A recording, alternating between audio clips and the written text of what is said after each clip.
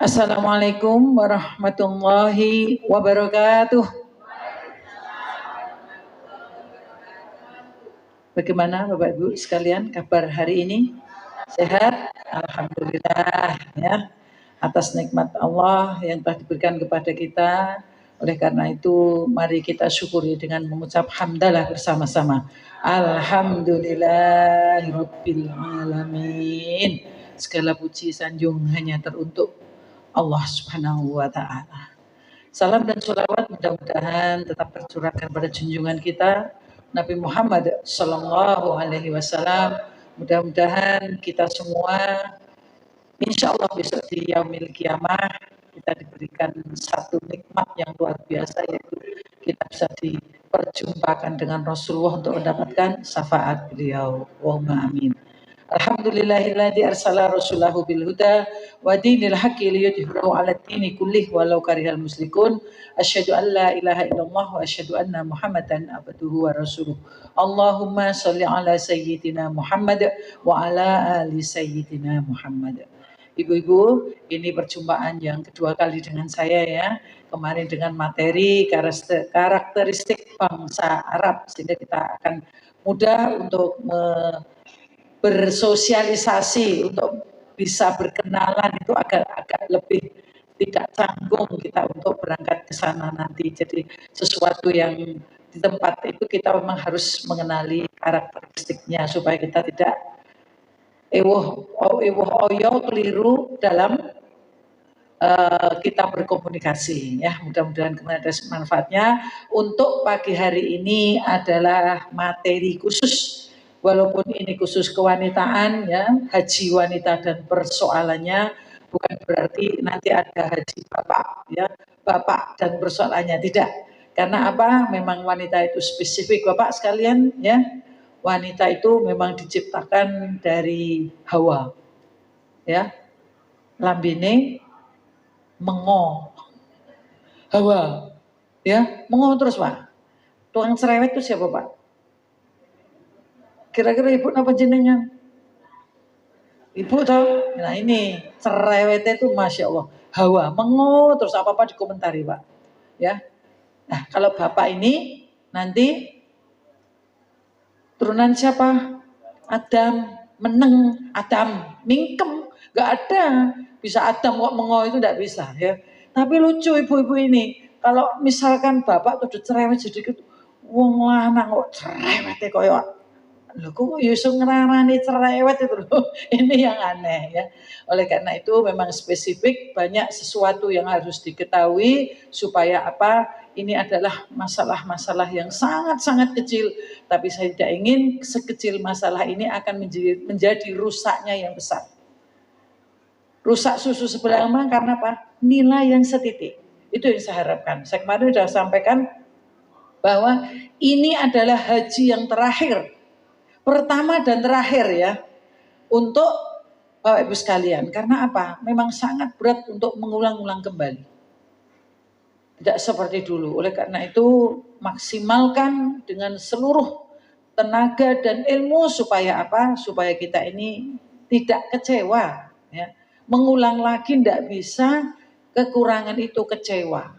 Kenapa saya katakan ini, saya susun ini? Saya mulai aktif di 2002 itu, saya untuk pembimbingan haji itu setiap kali pulang ya, setiap kali pulang itu ada saja yang diceritakan, sing jotaan lah, aneh ini, orang tua kok jotaan. Oleh karena itu saya sangat berharap dengan ilmu ini semuanya bisa terkendali dengan baik ya, karena tadi hanya setitik nilainya itu, tapi rusak susu sebelanga. Ya kalau 40 hari saya katakan kemarin ini tidak lolos dalam madrasah kita, lah bagaimana untuk selanjutnya? Jadi haji mabrur itu bukan 40 hari. 40 hari itu madrasahnya, sekolahnya, kursusnya Mak. Ibu, nanti selanjutnya adalah sepanjang hayat sesuai dengan motonya IPHI. Haji mabrur sepanjang hayat. Itu insya Allah nanti laisalahu jaza'u ilal jannah. Itulah yang diharapkan. Oleh karena itu, Ibu sekalian, hati-hatilah ya. Saya akan menyampaikan materi ini, saya susun supaya ada satu kehati-hatian dari pihak penjenengan ya. Yang pertama adalah yang harus kita siapkan dari sekarang ya, persiapan mental kita. Karena apapun haji itu nanti akan melekat di dalam diri kita. Jangan cuma kalau diundang nggak ditulis Pak Haji atau Bu Hajah marah, bukan itu. Tapi dari segi tingkah laku itu adalah menjadi satu sesuatu yang melekat dalam diri kita. Ya, itu selalu dikait-kaitkan. Umpamanya contoh di pasar nanti ada mbok tua jualan kates. Kates itu kan berat, Pak. Gendongnya akan berat. Kalau ibu itu dia nawarkan, pinten Mbah, kali 2.000. Kok larang ngemen karo nyubit gitu Pak. Itu biasanya perempuan gitu. Di pasar itu gitu. Kok larang ngemen Mbah? Gitu. Nah sekarang ini kita ini sudah berhaji. Ya sudahlah. Dia gendong kates itu kan sudah berat banget. Apa sih salahnya untuk kita bisa mengulurkan sesuatu yang menjadi sedekah kita. Umpamanya toh itu cuma seharusnya 15.000. Udahlah. Niatkan saja yang 5.000 itu infak. Ya wes Mbah rapopo bismillah selesai. Itu nih sesuatu pasti dikaitkan. Lain kan kalau bapak, yo barkaji kok jimat gitu loh. Barkaji kok kumat gitu loh. Kumat apa nih Pak gendenge maksud saya gitu. Ya. Lah plerak ana wong ayu cik dipendang pondeng itu. Ngono sewu ini. Nanti orang itu melekatnya mesti gitu, Mas gaji kok yo ngono barang loh ini loh. Jadi apa namanya? Istilahnya gelar itu melekat pada diri kita. Makanya kita harus bersiap dari sekarang. Ya. Ya sudah ada satu pembelajaran bagaimana kita harus bersedekah, bagaimana kita harus ini sudah etapenya udah etapa akhir, Pak. Etapa yang jenengan dipilih Allah itu sudah di etapa akhir karena haji itu sebagai rukun Islam yang kelima. Jadi penjenengan sudah diberikan satu kesempurnaan dalam rukun Islam. Oleh karena itu ya banyak harus syukur dan kemudian kita harus belajar dari 40 hari yang kita ini lakukan di sana, kita harus betul-betul bisa menerapkan sepanjang hayat. Makanya jangan gitu. Sambil ya kalau misalkan mau nawar, ya bilanglah pasti pinten Mbah gitu. Jangan menyakitkan hati orang lain gitu loh. Dan sakitnya ngono. Kadang-kadang dia sendiri udah mau tahu kan dia pun paringi mawon 12.000 gitu. Nggak menyakitkan antara satu sama lain. Karena kita diajarkan pada saat kita berihram itu jangan sampai kita menyakiti sesama orang lain. Kemarin disampaikan akhlak termasuk pada waktu kita akan ingin menyium hajar aswad, tapi dengan nyonteleng dengan orang lain gitu loh. Umpamanya kan kemarin Pak Imam menyampaikan akhlakul had seperti itu. Oleh karena itu sekarang mari kita siapkan diri kita, ya. Berkaji ada itu. Saya punya tetangga berkaji itu nek nyapu di rumah itu bajunya kelean, ya. Terus rambutnya pakai topi. Terus ini bawahannya cuma lutut kita. Nyapu itu di jalan. Ya kok segermen di sawang gitu loh. Itu ya banyak yang mengatakan, "Piye ta bumi niku? Berkaji kok ngono." Kayak gitu, gaji itu selalu melekat dan melekat. Oleh karena itu, memang kita ini diharuskan untuk bisa berubah setelah pulang haji. Karena haji itu tandanya mabrur itu salah satu adalah perubahan dari sisi ibadah kita kepada Allah. Ya, ini apa persiapan mental perlu kita persiapkan ya? Kita harus bisa menunjukkan akhlak yang baik. Ya, laqad kana lakum fi Rasulillahi uswatun hasanah liman kana yarjullaha wal yaumal akhir wa dzakarallaha katsira. Sesungguhnya telah ada pada diri Rasulullah itu suri tauladan yang baik bagimu, yaitu bagi orang-orang yang mengharapkan rahmat Allah dan kedatangan hari akhir dan dia banyak menyebut asma Allah. Di surat Al-Ahzab. Kemarin saya dengarkan dari depan.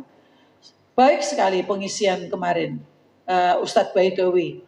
Apa? Ingat enggak? Pengisian Ustadz Baidowi kemarin. Wush, wush, Hus, apa? Yo. Apa? Yo. Lupa. W pertama apa kemarin? Wudu. Iya. Punya? I-nya istighfar. Terus S-nya sholawat. Masya Allah. Kalau itu diamalkan, kemarin sudah cerita sholawat seperti apa. Kemudian wudhu kalau dijaga seperti apa. Tapi kalau ibu itu angel Pak. Nen jenengan mudah. Ibu itu takut pupure hilang. Ya, takut pupure hilang. Kalau Bapak enggak gitu.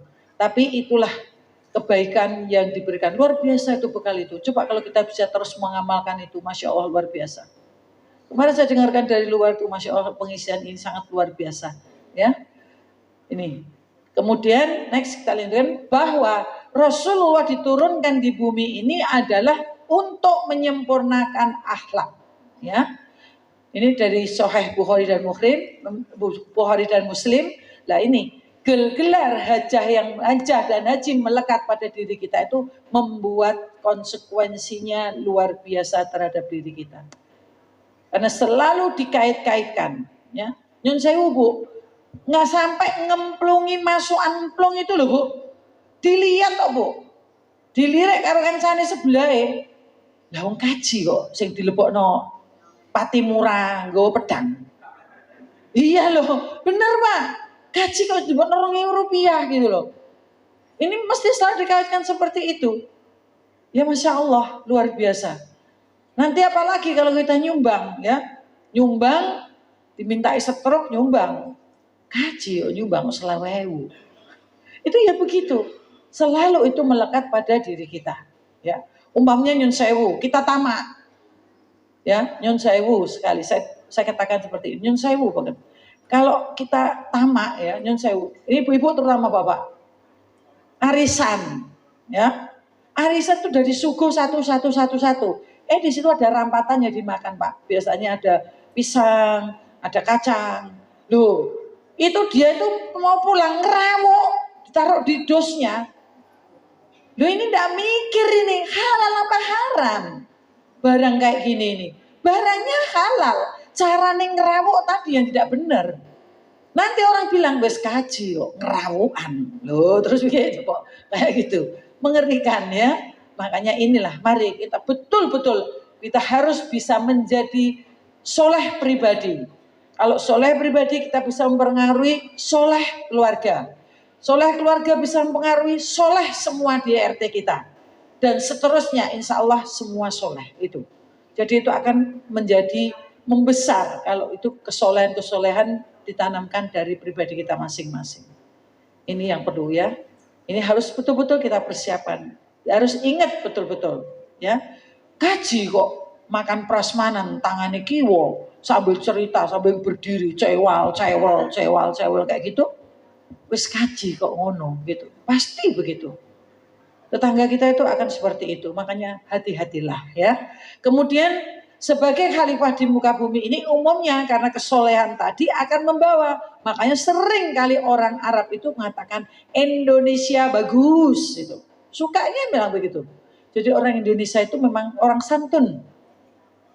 Ya, disuruh ke sana ya nurut saja. Disuruh kana ya nurut saja. Makanya jangan coreng ya. Yang sudah predikat itu sudah melekat di bangsa Indonesia itu tolong dijaga. Karena dengan penjenengan ini adalah sebagai khalifah ya, khalifahnya Indonesia, utusannya Indonesia, bangsa Indonesia. Ya. Next, lanjut kedua. Yang kedua, jihadnya wanita adalah menunaikan ibadah haji. Membayangkan Ibu, jihadnya wanita itu adalah menunaikan ibadah haji. Kebayang enggak?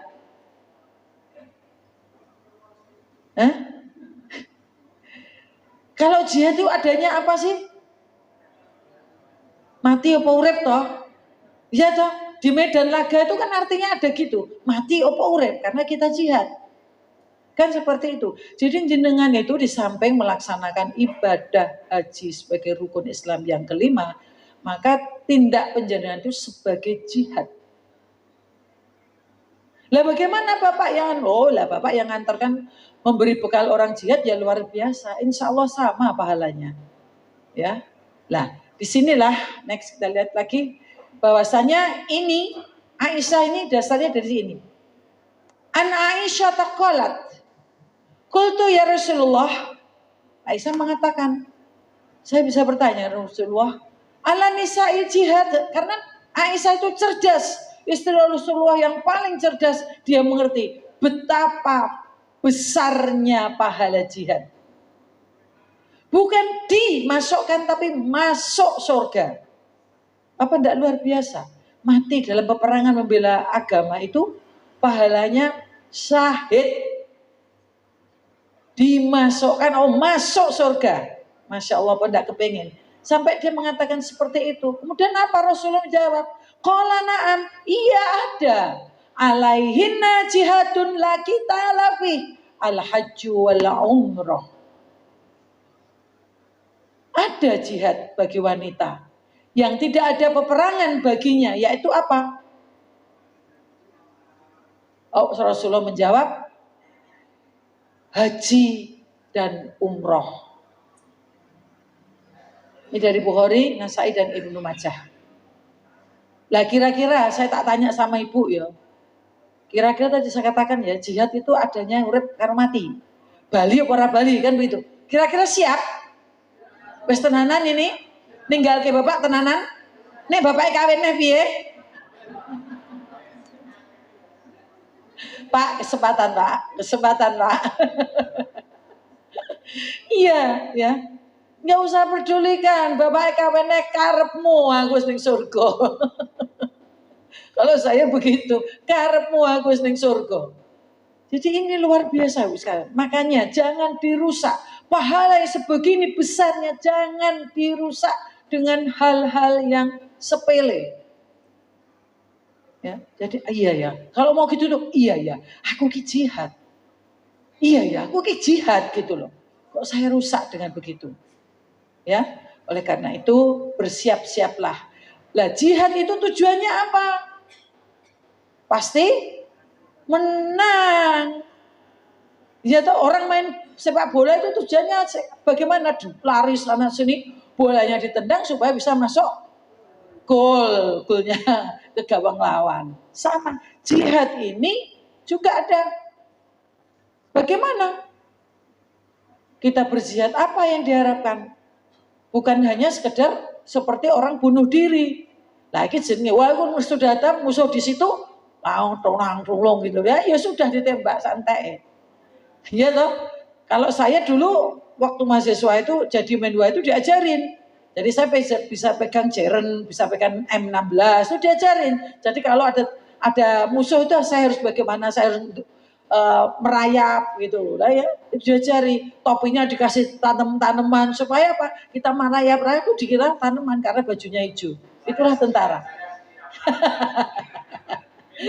Ya itu seperti itu ya, itu harus ada teknik itu supaya apa, kita sampai titik tujuan tapi tidak ketahuan musuh kan begitu. Jadi ini apa, sampai di sini next kita lihat. Jihad itu untuk mencapai kemenangan. Kalau dalam haji dan umroh ini adalah perlu ilmu. Yaitu manasik di mana-mana, Bapak Ibu sekalian, ikutilah. Supaya apa? Supaya kita berilmu. Jadi nanti kita itu berangkat itu betul-betul berilmu, tidak blank ya. Karena biasanya kalau haji reguler itu kan pembimbingnya tidak seperti kalau kita melaksanakan umroh. Umroh itu 50 orang bisa satu, 40 orang bisa satu. Kalau haji ini enggak. Kalau jenengan enggak ngantongi ilmu, bagaimana saya bisa menggapai kemenangan untuk mabrur? Ini ilmu, perlunya ilmu. Ya ilmu manasik itu.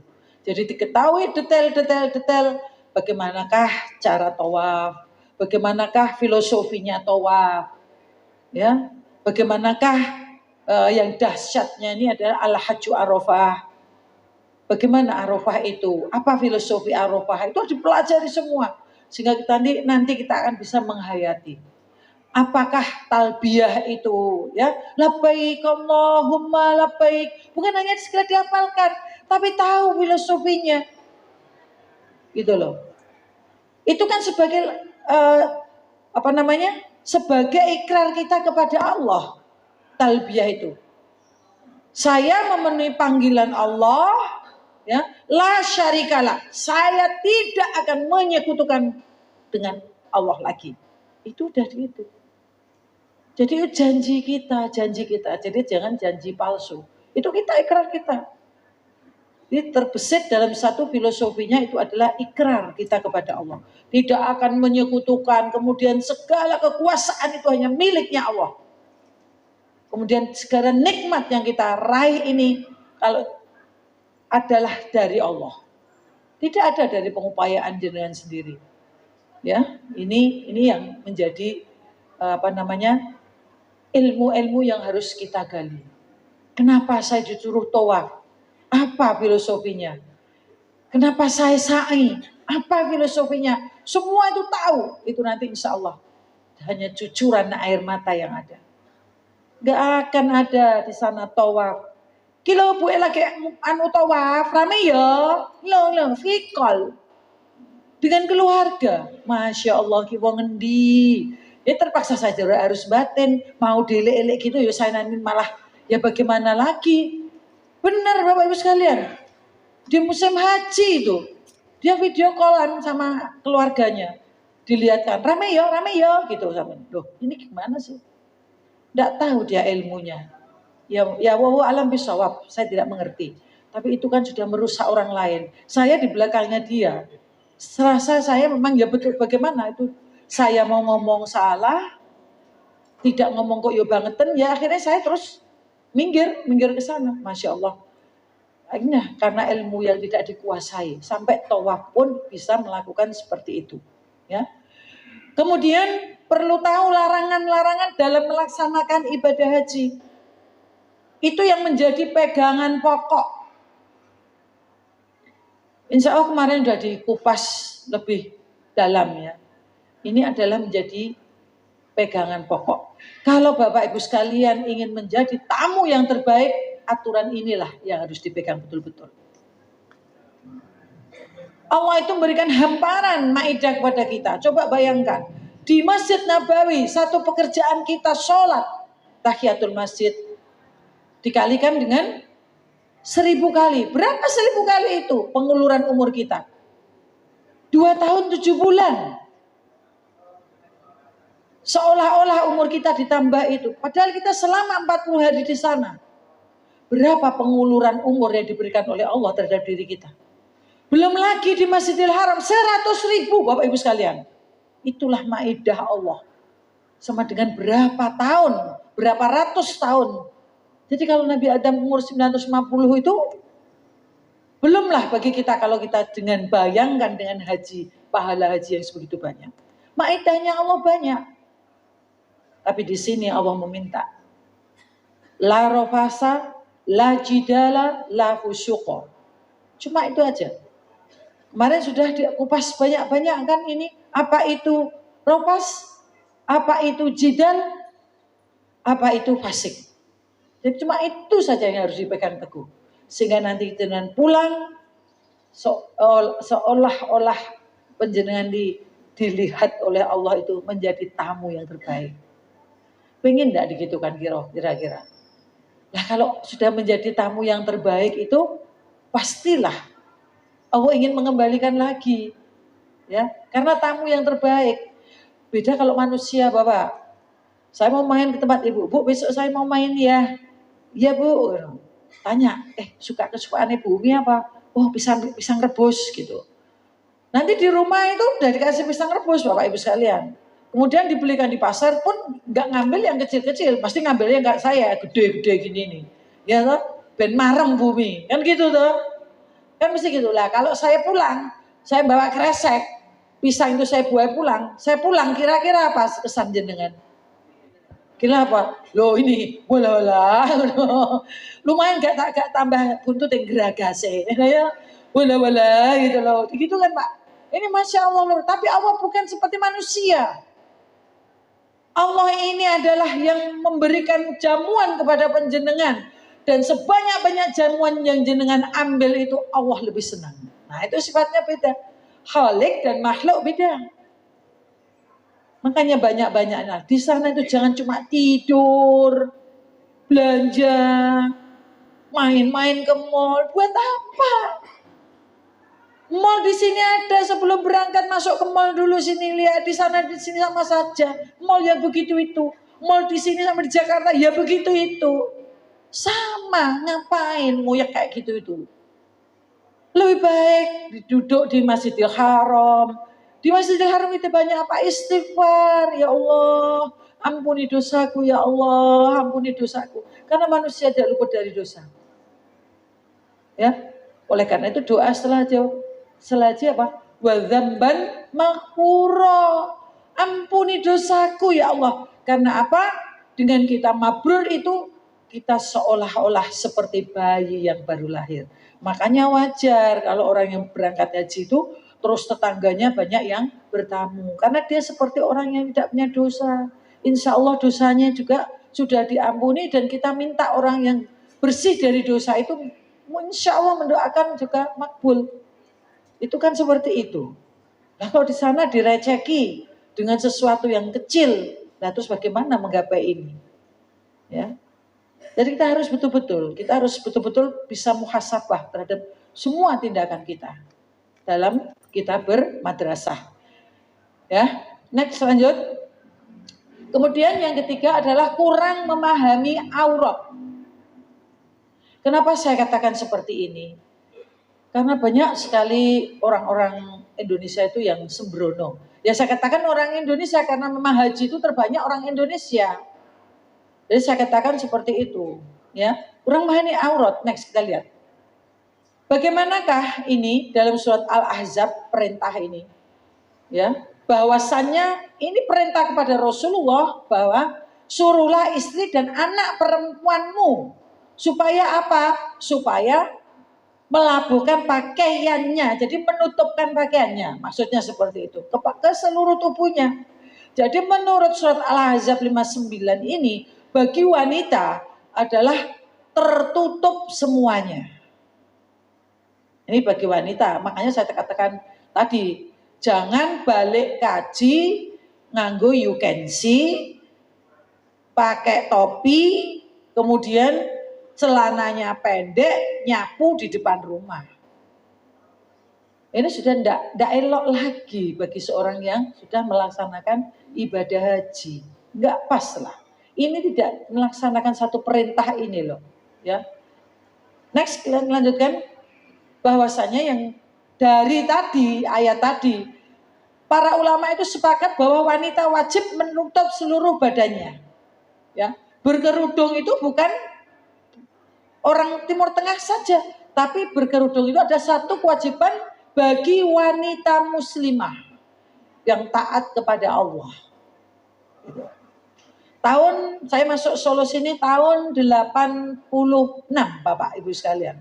Ya, saya masuk Solo, kebetulan di Solo itu juga saya memang mohon maaf pada waktu saya masih mahasiswa itu memang tidak berkerudung Bapak Ibu sekalian.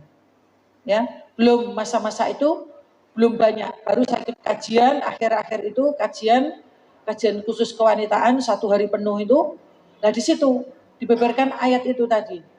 Kemudian saya itu masih suka pakai topi, kemudian pakai bajunya yang nutup leher. Saya masih suka begitu. Sudah saya tinggalkan rok-rok pendek-pendek itu, sudah saya tinggalkan semua. Kemudian saya masuk Solo tahun 86. Saya kajian bersama Ibu Tunjung, ya, di keluarga Ibu Tunjung itu. Pada waktu itulah saya dengan Ustadz almarhum Ustadz Ya'qub Basa, mudah-mudahan Allah mengampuni beliau dan menempatkan di tempat yang terpuji.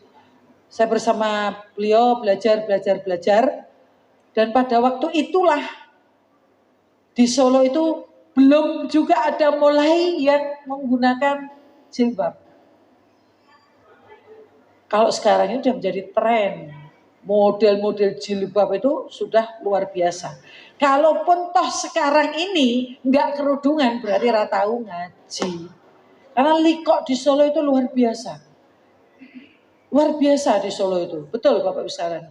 Untuk kajian-kajian yang semacam itu di Solo itu memang karena ya ada pondok pesantren Al Mukmin Nguruki itulah memang sponsornya. Memang saya rasa dulu awal saya masuk di Solo itu adalah paling luar biasa ya. Karena ngaji saya di Penumping di Masjid Istiqomah. Jadi kalau seperti ayat yang disampaikan, kalau engkau tidak berkerudung, maka engkau termasuk orang kafir. Gitu. Waduh. Saya itu sampai begitu, ya Allah. Akhirnya lah, ya. Jadi sekarang sudah tidak menjadi satu alasan lagi. Oleh karena itu, berkerudung itu bukan pakaian orang Timur Tengah. Kalau dipakai kerudung sini, koyo ngarap baik. Ya, sinis kita dilihatnya, gitu. Tapi ini sekarang, alhamdulillah. Semuanya dengan kemajuan baik itu teknologi, kemudian kemajuan likok-likok yang ada di sini sehingga banyaklah sekarang orang itu menggunakan kerudung, alhamdulillah ya. Next kita lanjutkan. Ya boleh tertutup boleh, tapi ya mau memakai modelnya yang pakai ini monggo, tidak ada persoalan ya. Cuma kayak gini itu ya kurang etis gitu loh maksud saya gini. Ya ingo sidik gitu loh. Dan justru yang kelihatan sidik itu menjadi penasaran. Pengen lihat opo to kan begitu. Ya ini termasuk begini nih. Nganggo belean terus gini. Ya Jon Sewu coba kalau jalan naik pesawat. Sepertinya kan kayak pakai tertutup. Tapi kan sobekannya itu bisa sampai di pahanya. Seret gitu kan gitu. Ya ini soal mohon maaf ya. Inilah sebetulnya sudah tertutup, sudah baik, tapi ini tidak memenuhi persyaratan yang seperti ini. Ya, next kita lihat lagi. Ini saya mohon maaf, ya. Saya bukan kok yo mesake men kok nganggo ngene mbok yo njaluk. Bukan begitu. Tapi ini saya sampaikan karena harus tertutup, ibu-ibu sekalian.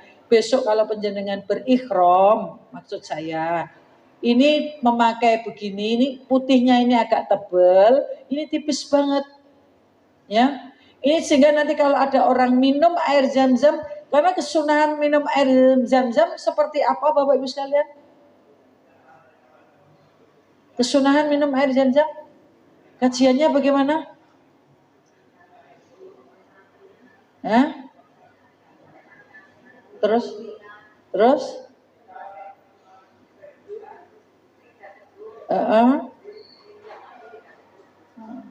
Ya, Rasulullah tatkala minum air zam-zam itu Rasulullah berdiri menghadap ke Ka'bah. Kemudian minumnya doanya apa? Allahumma inni as'aluka ilman nafi'a wa rizqan wasi'a wa sifaan min kulli da'in wa saqamin bi rahmatika ya arhamar rahimin. Kemudian bismillahirrahmanirrahim Rasulullah dengan berdiri minumnya. Diminum satu teguk, lepas alhamdulillah.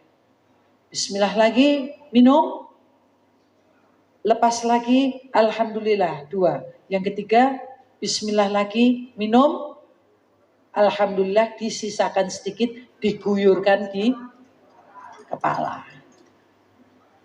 Itu kalau minum air zam-zam. Kalau itu nanti tercecer di lantai-lantai, maka ini nanti akan kelihatan karena tipis ya, seperti tidak berkaos kaki, gitu loh maksudnya begitu. Jadi ini saya gambarkan seperti itu, ya. Terus naik lagi. Ini begini, Yasin sudah tertutup, tapi tidak memenuhi persyaratan karena masih terlihat lekuk-lekuk tubuhnya. Ya, ini tidak etis begini ini. Ya, next lanjut. Kalau ini juga nggak etis lagi. Bagaimanakah kira-kira Bapak? Saya mohon maaf melihat seperti ini, mak bodinya bagus, ya, bagus. Ini adanya di mal-mal, ya, bagus. Apalagi pakai coklat, seolah-olah telanjang. Terus yang kedua ini coba lihat ini. Kalau pakai kerudung terus begini ini, yang sewu Bapak, kira-kira nek jenengan jalan di belakangnya ini, Mbak ini. Yang dilihat kerudungnya Bajunya, kaosnya apa ininya?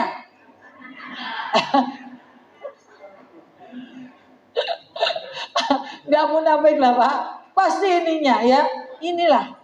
Ini adalah tidak memenuhi syarat walaupun ini tertutup. Ya, tidak memenuhi persyaratan itu. Next kita lihat lagi. Ini bagaimana? Banyak sekali, nggih ta mboten? Nek mboten nggih benjing anu Pak, besok Ahad saya dereke di Car Free Day, ya. Jalan-jalan bareng saya. Begini ini banyak sekali. Tertutup tapi tidak memenuhi persyaratan.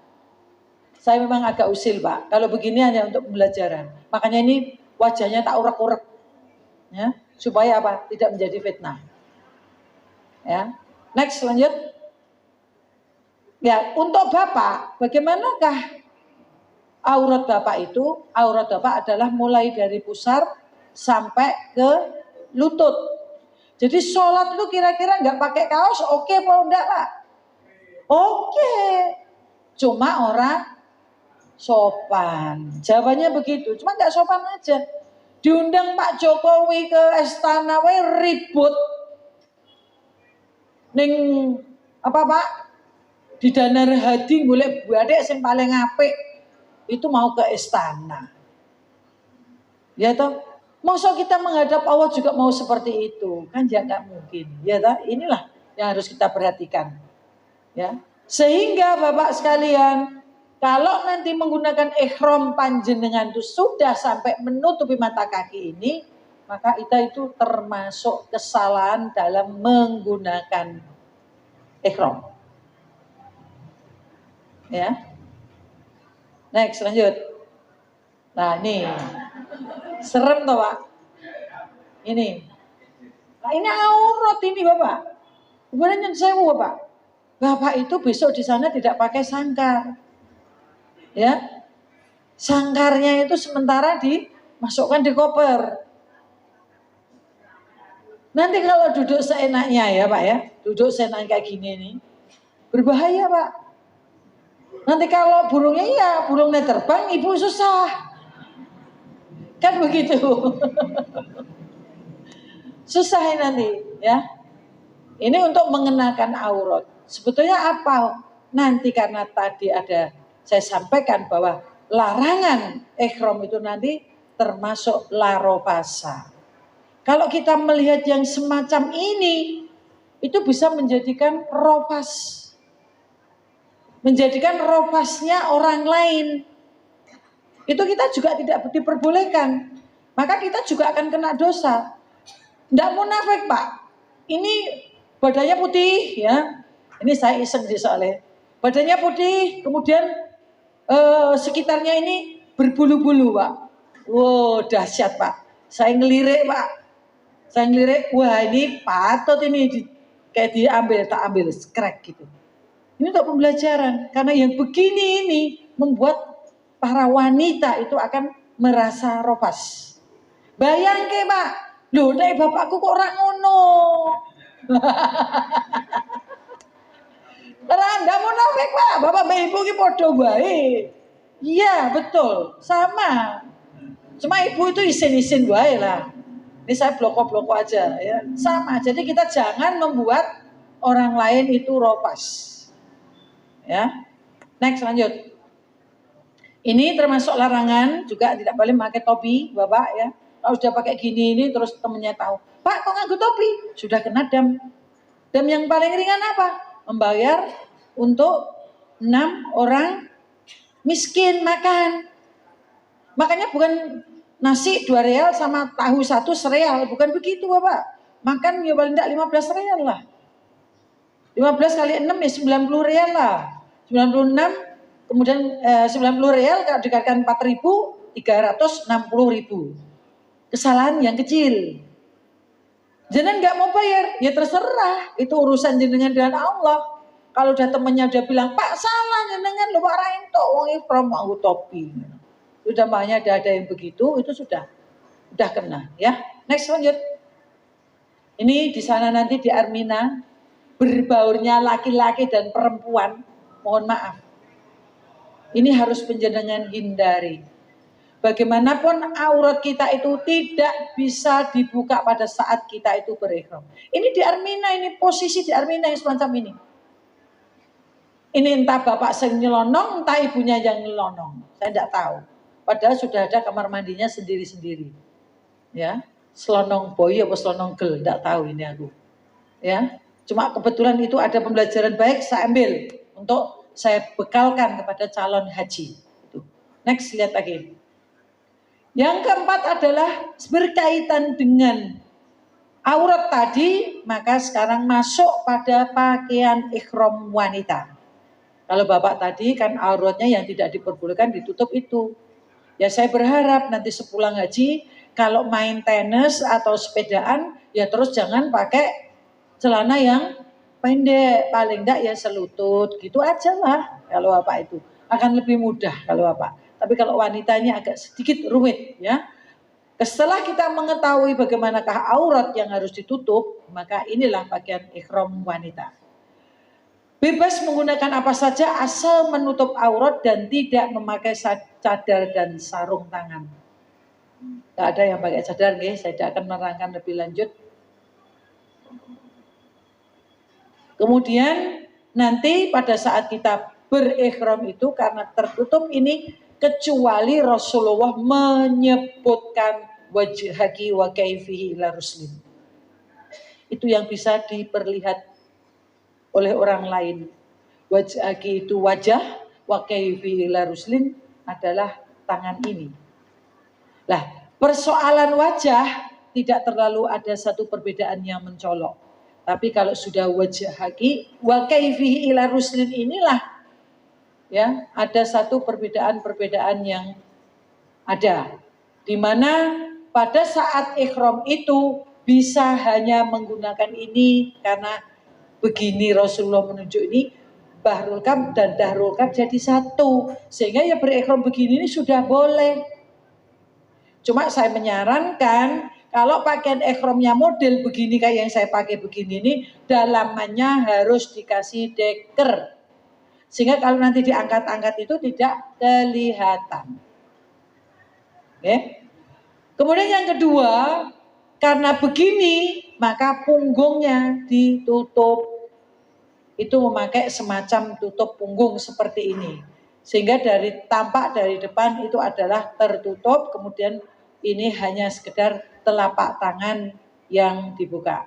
Ini banyak diikuti oleh orang-orang pesisiran semua. Rata-rata begini.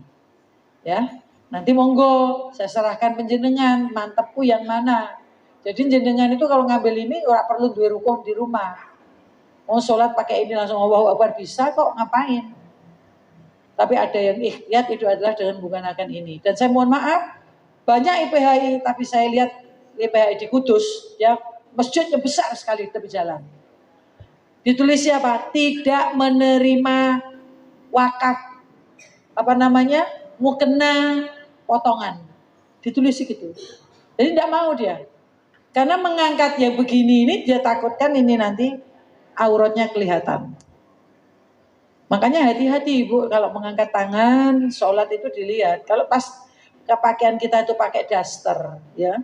Karena senangannya ibu-ibu itu kan mak-mak kan gitu, daster sing wis nganggo suwek sithik jadi ono silir-silir sithik gitu loh. Itu kesukaannya kan begitu ya. Makanya itu hati-hati. Kalau tangannya diangkat itu kira-kira kelihatan atau tidak. Ini harus waspada ya. Next lanjut. Ini yang kedua, dasar kedua. Wanita yang berihram itu tidak boleh memakai cadar jenis niqab dan tidak pula memakai sarung tangan. Beda dengan tadi ya. Kalau tadi tutup punggung tangan, ininya masih kelihatan. Kalau sarung tangan itu semuanya masuk. Jadi tertutup semuanya, itu dilarang. Ini yang meriwayatkan Bukhari, Abu Dawud, Tirmidzi dan Nasa'i. Hadisnya ini. Kemudian cadar ya juga tidak diperbolehkan pada saat berihram. Nah, kemudian ini ada satu hadis penopang ini yang diriwayatkan oleh Ahmad dan Abu Dawud bahwasanya Aisyah radhiyallahu anha mengatakan banyak rombongan kaum lelaki yang menunggang kuda itu melewati kami. Pada saat itu Rasulullah bersama dengan istri-istrinya, maka istri-istrinya itu terus menurunkan cadarnya dulu, kan orang di sana kan pakai cadar semua. Setelah kabilah itu lewat, maka cadar itu dibuka kembali.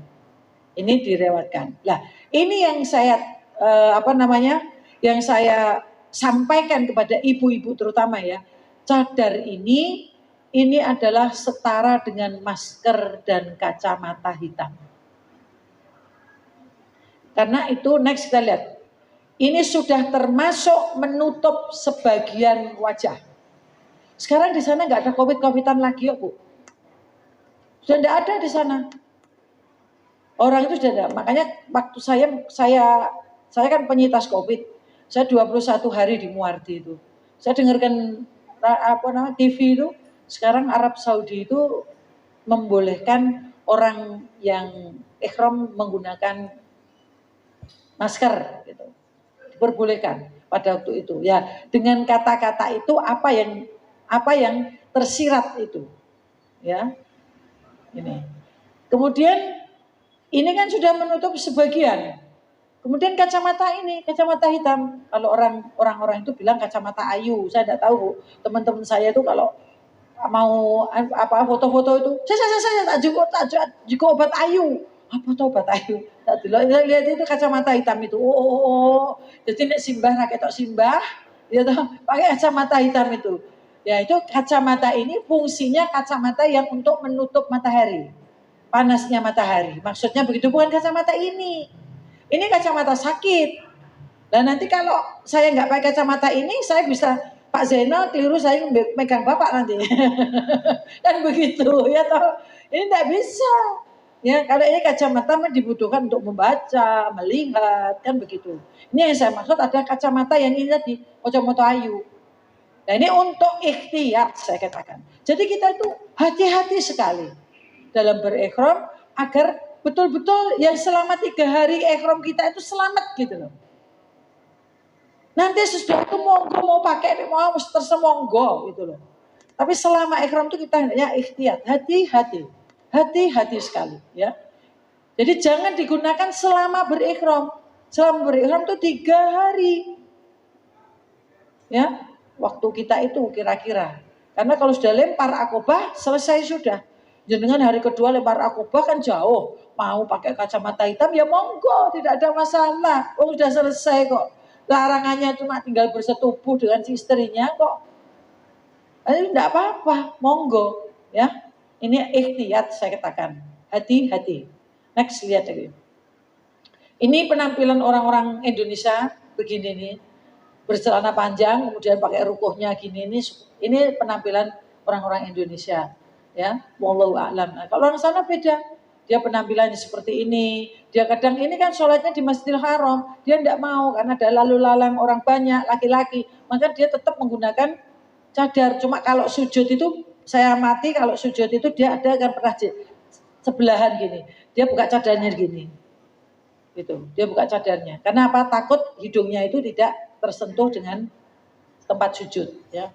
Ini kalau ada yang juga dia mau cadarnya dibuka seperti ini ada. Ya. Kalau ini nanti ada gini, ada nomornya, ini ada askar wanita nanti yang melihat tas penjenengan itu. Kalau ada HP biasanya tidak boleh masuk. Ya, kalau laki-laki tidak Pak. Kalau sana yang agak ketat wanita. Kalau bawa HP yang ada kameranya itu biasanya jarang suruh keluar. Jadi artinya tidak boleh masuk. Kamu di aja di luar aja gitu. Ini askar ini. Next lanjut. Jadi saya katakan, kemudian yang kedua, ihram wanita tidak selalu putih. Ya. Aisyah pernah berihram dengan memakai baju yang dicelup warna. Ini saya baca di kitab Fathul Bari ini, ya. Jadi boleh ihram pakai kotak-kotak gini boleh. Cuma persoalannya kotak-kotak itu yang bagaimana ya. Persoalannya ya jangan yang warna-warna terlalu menyolok, maksudnya gitu. Kan sebetulnya pakaian muslimah itu kan tidak terlalu menyolok, artinya tidak menjadi perhatian orang lain. Jadi orang laki-laki terutama, maksudnya seperti itu. Karena ini bosnya Pak Zainal ya jadi kotak-kotak hitam.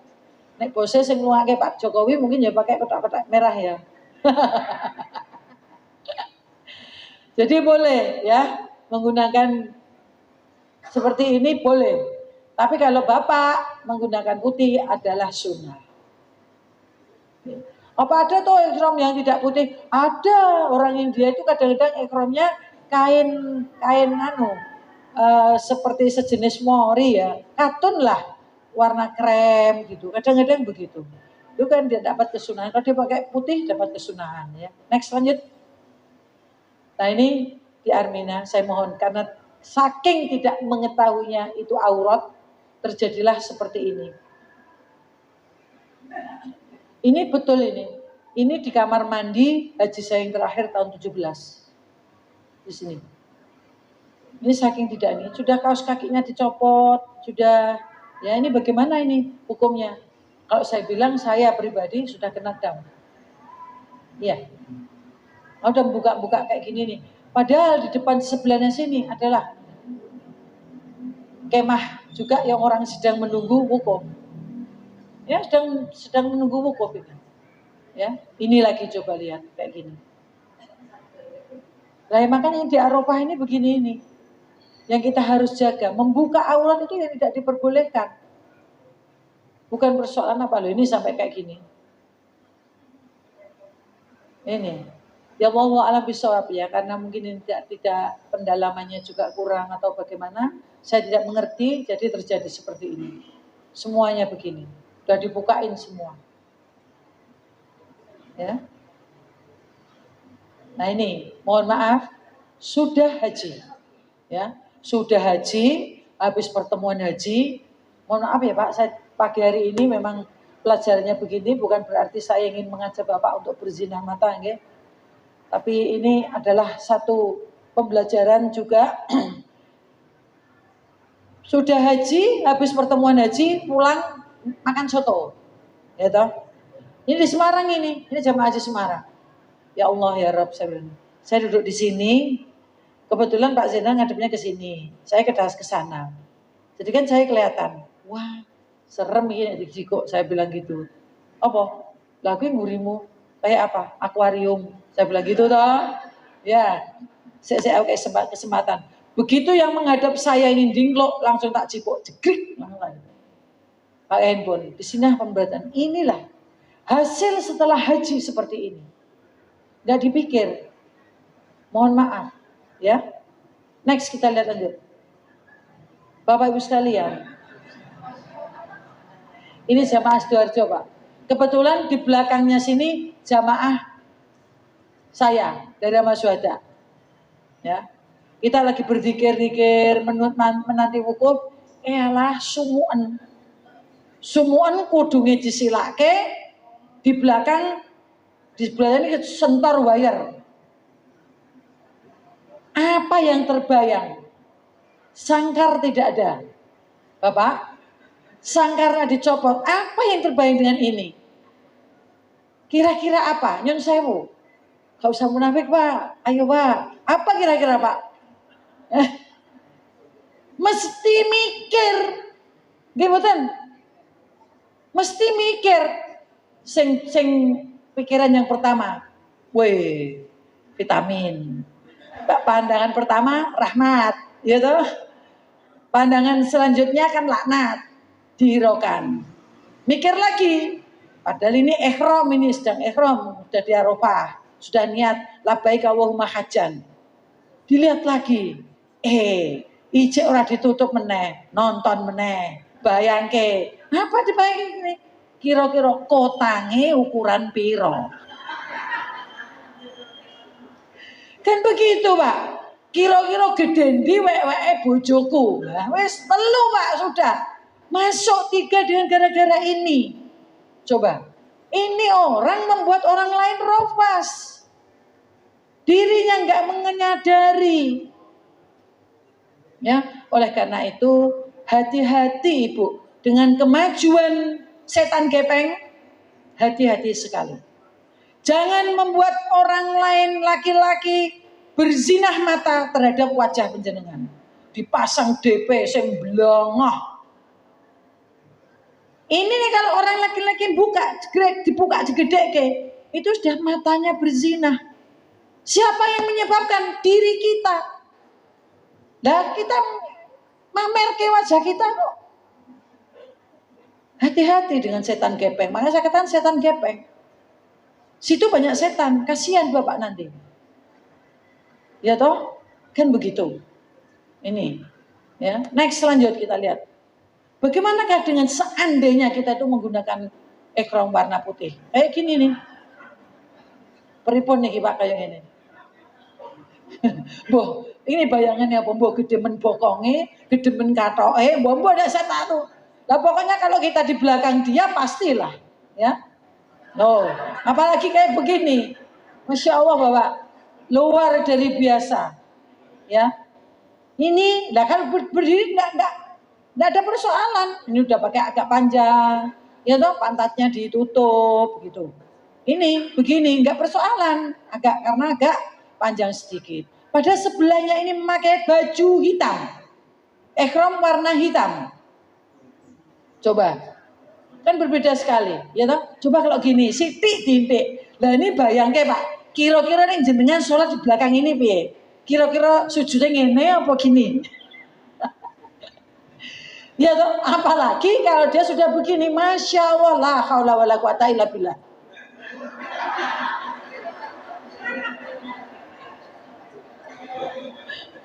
Yeah. Ya itu Bapak. Masya Allah luar biasanya. Ya inilah wanita Bapak. Ya.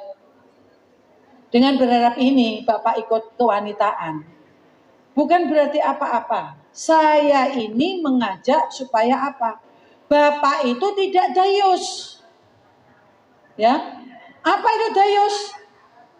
Dayus itu yang membiarkan istrinya dan anak perempuannya dinikmati mata-mata jalan. Dosa penjenengan Pak. Betul, di akhirat itu menjadi tanggung jawab penjenengan. Sekali lagi, kalau sampai istri Bapak seperti itu, Bapak tidak mau ngeleke, betul Pak, menjadi tanggung jawab penjenengan. Jadi jangan sekali-sekali banyak pamer di media sosial. Wajah-wajah di blongoh dipamerke, pamerke. Ini kalau Bapak tidak ngeleke istrinya kayak gitu itu, kena Pak. Betul, tidak ada rasa cemburu terhadap istri dan anak perempuannya dinikmati mata-mata nakal. Saya katakan yang suka itu laki-laki nakal dibuka wajahnya. Oh wajahnya ini toh. Ini. Jadi jangan suka pamer foto. Bahaya di sini. Kalau sudah diingatkan, Bu, nek blonjo ning ngarep omah, klambimu sing sopan. Ngono kuwi ora entuk gitu. Nek kowe wis kaji gitu. Kalau ibu ngeyel tetep ngono kuwi ora usah tanggung jenengan itu. Ora urusan. Besok di hadapan Allah pada waktu di padang mahsyar celuk-celuk, "Pak, aku lagi disiksa mergo aku gak tahu kudungan, Pak." Bapak, Bu, lah, dadah. Silahkan nikmati. Dulu kan di dunia kan udah pernah kasih tahu. Itu urusannya laki-laki deh. Jadi ibu ini berbahaya sekali. Makanya jangan suka main-main masang DP wajahnya di sosial media. Betul. Itu karena ini loh. Dibuat laki-laki itu untuk berzinah mata, Pak. Ini belajarnya 40 hari di sini. Nanti sepulang dari haji tidak lagi. Kecuali foto-foto yang banyak. Seanak putune kan tidak kelihatan. Maksud saya yang betul-betul vulgar wajah saja. Itu loh yang saya maksud begitu. Ya kayak tadi pantatnya tadi. Yang itu vulgar pantatnya saja. Gitu nggak Pak? Hati-hati ya Pak ya. Nanti dielek ya. Anaknya, istrinya, ojo kaya ngono kuwi dosa gitu. Ya gitu. Next lanjut. Terus yang kelima adalah bagaimana ihramnya wanita yang sedang haid, ya. Kita lihat next lanjut. Bahwasanya pada waktu haid, mamanya nyun sewu ya, jenengan sampai di dono hudan. Dilalai kok terus keluar tamunya. Maka penjenengan itu ibu harus tetap mengikuti apa yang menjadi ketentuan. Kalau gelombang 1 itu nanti yang jatuh gelombang 1, maka itu akan turun di Madinah dulu. Kita akan ke Madinah dulu, baru ke Mekah. Insya Allah tidak ada persoalan seandainya di Donohudan haid. Karena sudah cukup suci untuk kita bisa, biasanya kan lama di 8 hari. Pas biasanya dengan sesuai darah kebiasaan. Itu insya Allah bisa baik. Ya. Kemudian seandainya nanti kita dapat gelombang 2. Gelombang 2 itu mikotnya antara di Yalamlam atau Bandara King Abdul Aziz. Kalau Yalamlam ini ditunjuk oleh Rasulullah dalam hadis. Tapi cara mikot di Yalamlam kemarin mestinya sudah diterangkan. Bahwa nanti pada saat setengah jam sebelum sampai di Yalamlam, pramugarinya mengatakan, Bapak Ibu yang terhormat, sebentar lagi kita akan sampai di Yalamlam. Mohon bersiap-siap bagi yang akan menunaikan umroh. Nah, ini suara pramugari, itu bukan kayak suara saya. Ya. Itu kita siap-siap, karena kita sudah persiapannya sudah mulai dari embarkasi di Donohudan sini. Di sana dengan menyempurnakan, kemudian di atas Yalamlam persis langsung kalau kita ngambil tamato labbaik Allahumma umrotan, langsung begitu. Dan walaupun dalam keadaan haid, kalau jenengan sudah labbaik Allahumma umrotan, berarti tetap jenengan terkena larangan ihram. Tidak boleh membuka-buka pakaian, kerudung dan selanjutnya sampai nanti menjenengan melaksanakan tawaf dan sa'i. Kemudian kalau ngambil di King Abdul Aziz itu adalah pendapatnya MUI saja, ya. Biasanya ya nanti tergantung KPIH-nya, ya. Mau di Yalamlam atau mau di King Abdul Aziz. Itu kalau seandainya dapat gelombang 2. Jadi caranya kalau haid tetap harus melaksanakan ihram.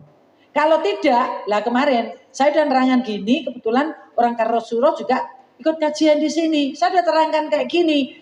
Alah, enggak tahu saya di Donohudan itu ada yang dia cerita-cerita.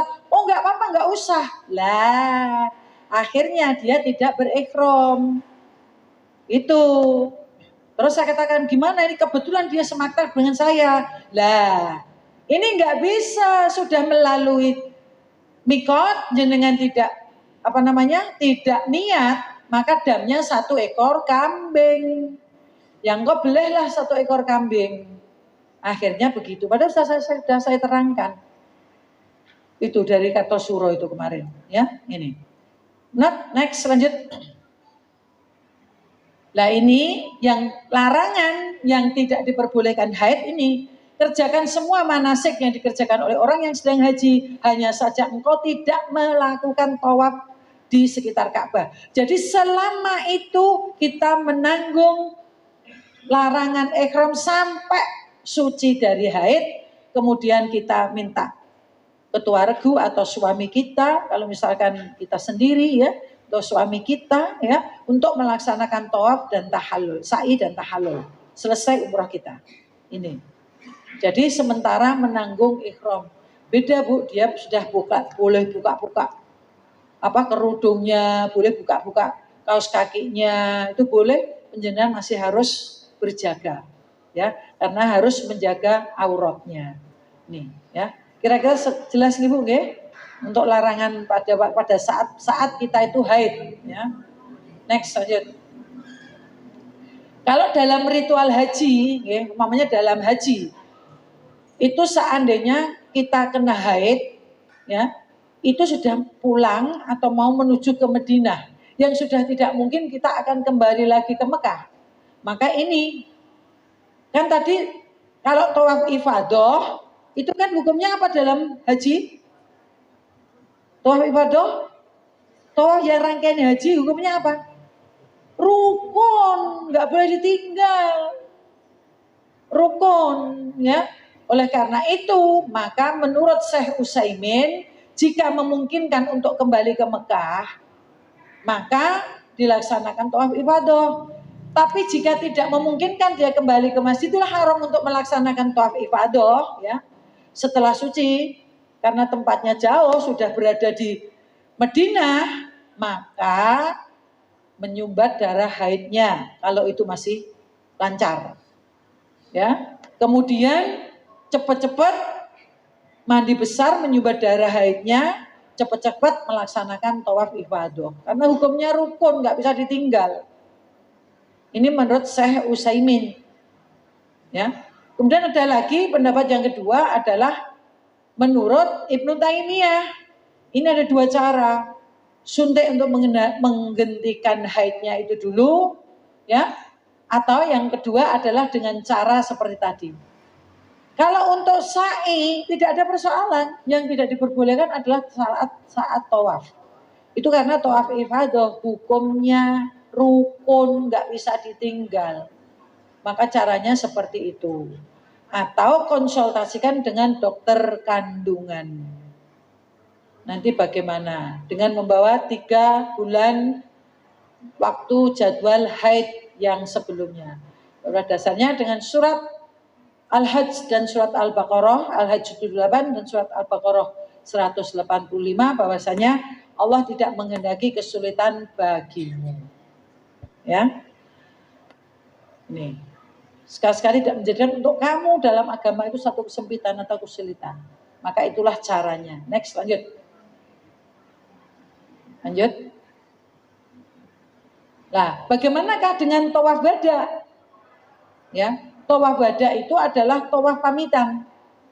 Saya katakan tawaf pamitan. Monggo.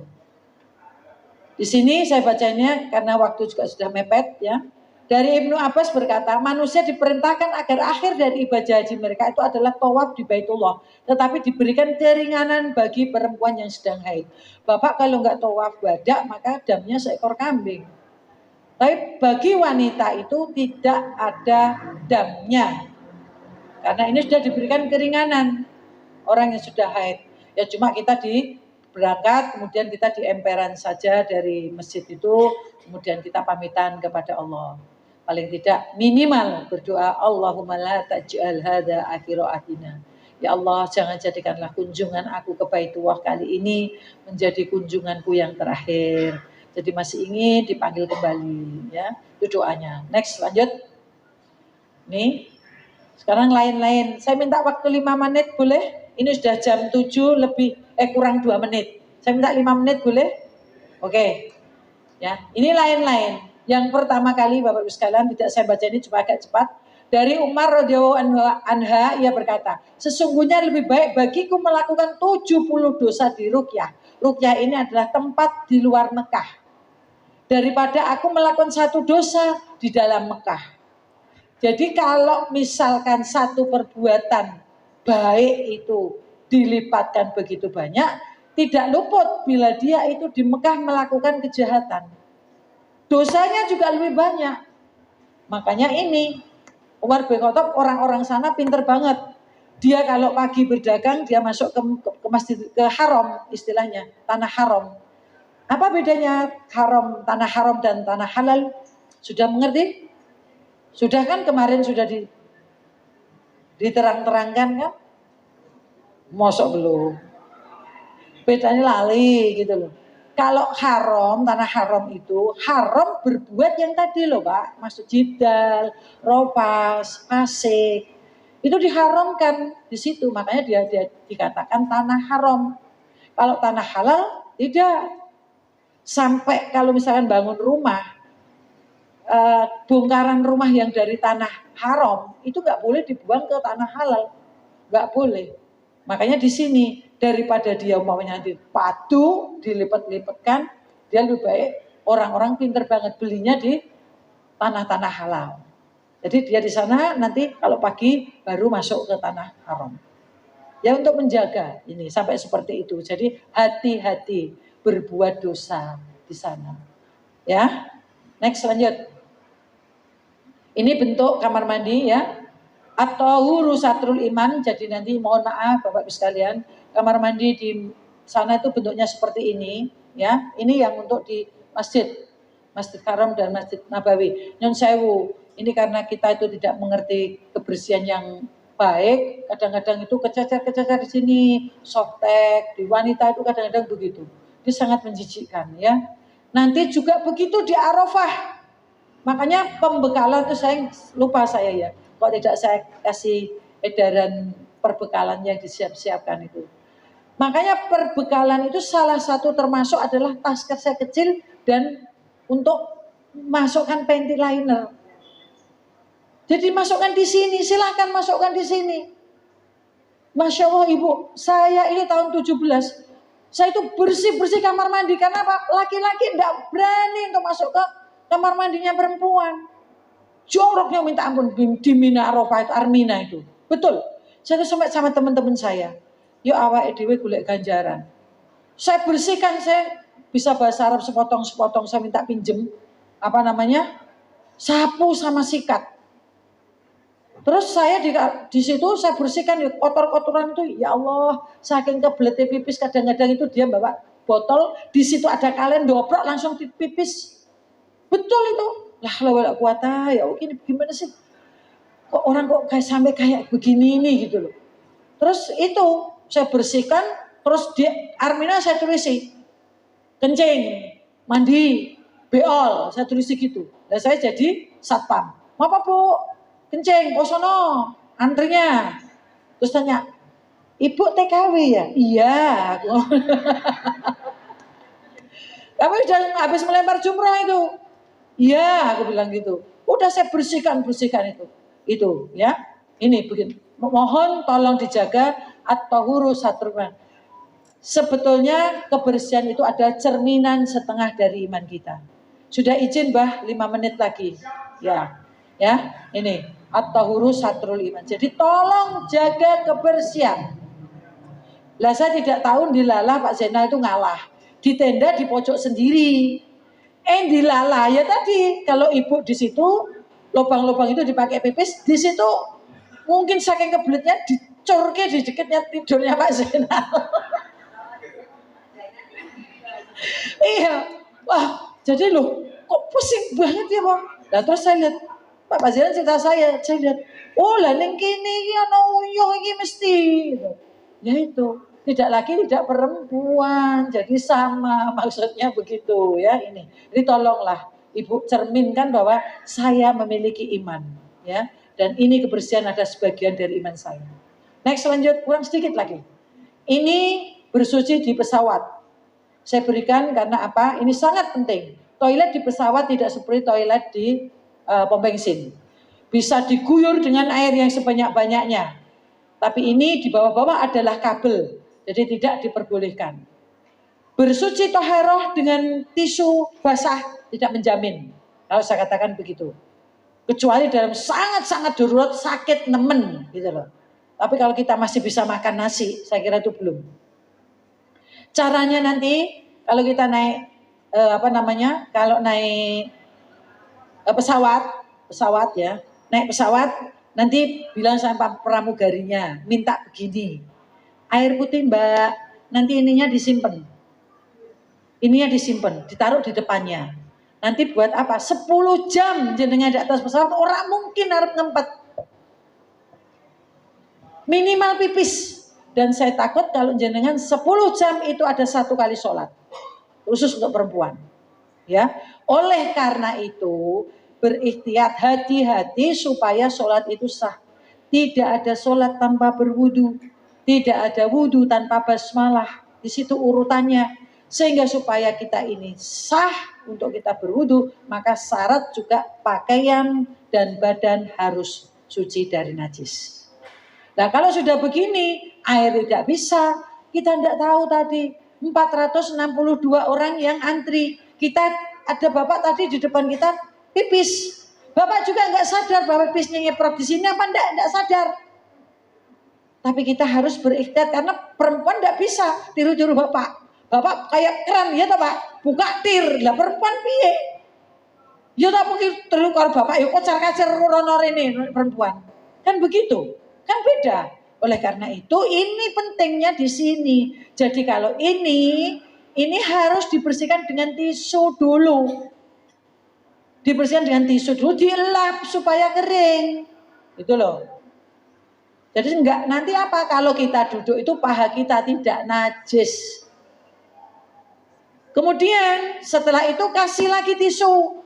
Sini 3, sini 3. Nek saking kebelete banget ya, itu aja terus langsung cur gitu. Wes nyeprat sana sini. Nanti pahanya yang depan nyeprat sana, nyeprat sini. Makanya harus ditutup supaya dia turun ke bawah. Gitu. Kalau memang sudah kebelet banget karena antrinya banyak ya. Ini. Lah kemudian setelah itu dilap dulu barangnya. Jangan langsung dikeplak dengan air biur gitu. Nyiprat ke sana sini najisnya. Dilap dulu, ambil tisu, dilap dulu. Kalau jenengan pendek dicepake dulu tisunya di sini. Dilap dulu, dikeringkan, baru kita ambil dari ini keran ini air segini. Sudah untuk mengguyur zur, sudah insya Allah toharohnya sudah menjadikan itu suci. Sholat di pesawat tidak ada problem. Ya, habis itu ini diambil, masukkan di tempat kotoran. Jangan dibuang di sana, ambil tempat di sini. Nah, oleh karena itu sebaik-baik, saya katakan, sebaik-baik baju untuk pemberangkatan adalah model-model abaya. Kalau jenengan pakai celana oleh melotrok ke urung ngantek pelotrok wis ngompol. Nanti diskusi sama bapak, kira-kira pak nek arep pipis kebelet banget iki nganggo katok dawa karo nganggo sarung penak ndi pak? Jawabannya tanya bapak. Lah kira-kira piye gitu loh. Ayo next lanjut, masih 2 lagi. Berarti. Terus kesukaan wanita ya. Ini apa ini? Rumpi pak, nggih pak, betul pak. Ya inilah, tolonglah di sana jangan sampai hibah satu dengan lainnya. Di dalam satu kamar jangan sampai terjadi kerecokan. 40 hari itu dari sini sahabat, tapi di sana bisa menjadi musuh. Rambut sama hitamnya tapi hati masing-masing. Ya, saya itu sampai kayak gini loh, ngajari. Nanti kalau di sana yang bagian kan tidak mungkin toh selama 40 hari nggowo 40 celana dalam. Ping loro berarti 80. Esok sore saline, gitu. Kemudian yang sewu BH-ne nggowo 40. Sedina ganti sisa wis ora apa-apa siji, mamanya gitu. Enggak mungkin seperti itu. Kita mesti mencuci itu. Yang seperti pokok-pokok seperti itu ya saya mohon temennya pada tidur, nyucilah di kamar, mandi. Gitu loh. Nanti Pak, konsekuensi kita bangun pagi, nanti kita ditaruh di tempat tidur kita itu insya Allah nanti kita pulang udah kering. Dan saya kasih tahu seperti itu. Yo ono sing koyo ngono. Koyo pasar klewer ae. Lah Pak tahu diceritain itu, aku nangis. Lah ngopo kok nangis? Lah yo aku gene pengene wae kok ra entuk. Koyo pasar klewer nesu. Lah hotele sapa? Wong yo ora hotele dhek, kok nesu ki gek ngopo? Mbok yo sing apik to karo koncone. Nangis-nangis itu sampai kayak gitu. Betul lah, saya sekarang nek hilang, nek disampur nanti tempat cucian di hotel itu kan ada. Orang itu tidak peduli semua. Nah karena barang daleman itu yo risih toh kita itu. Lah nek arep tuku terus ngene, arep tuku dudengin. Wong di sana itu penjualnya laki-laki, mau beli ini. Opo ini loh. Arep muni BH ora iso. Ini. Lah yo ngono yo ora mudeng. Gowo contone yo piye? Nyelewe koncone ora entuk. Mau beli celana dalam juga enggak bisa ngomong. Mau beli ini. Loh, kon tuku ya, mau beli ini loh ya, enggak mudeng gitu loh. Makanya seperti itu ya, sing longgar ati lah. Sing longgar atine sama temen tuh sing longgar atine. Udah ngalah, wis ngalah. Ingat, pegang. Haji terakhir, haji pertama. Itu loh ingat. Jadi mau berbuat begitu itu insya Allah enggak ya.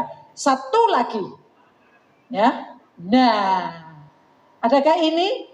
Banyak sekali orang bertabarut setelah lempar jumroh terus nganggo benges. Sebetulnya apa hakikatnya haji? Apa Bapak Ibu sekalian? Filosofinya haji? Paham?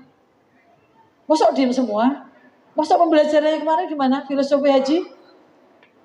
Haji itu adalah latihan mati. Haji itu latihan mati. Padahal pakaian ihram itu adalah kain kafan yang membungkus saat kita mati.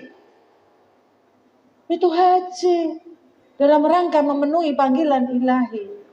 Mosok kaji nganggo ngene iki ono to. Mosok wong mati ngantek ngene iki apa ada toh? Bengesan nganggo kayak gini, nggak ada orang mati kayak gini tuh nggak ada.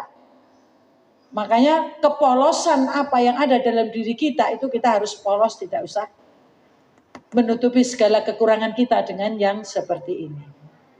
Ya, oke, semenit lagi. Next, paling terakhir. Ini kesukaan Blonjo. Kemarin sudah sampaikan, tidak perlu ya. Ini kesukaan Blonjo, ini cuma saya sampaikan satu pesan buat Bapak dan Ibu. Nanti kalau di kebun kurma itu semua boleh dimakan, dicipi boleh. Halal, halal. Makan satu. Janganlah Bapak Ibu membawa tas kresek. Halal.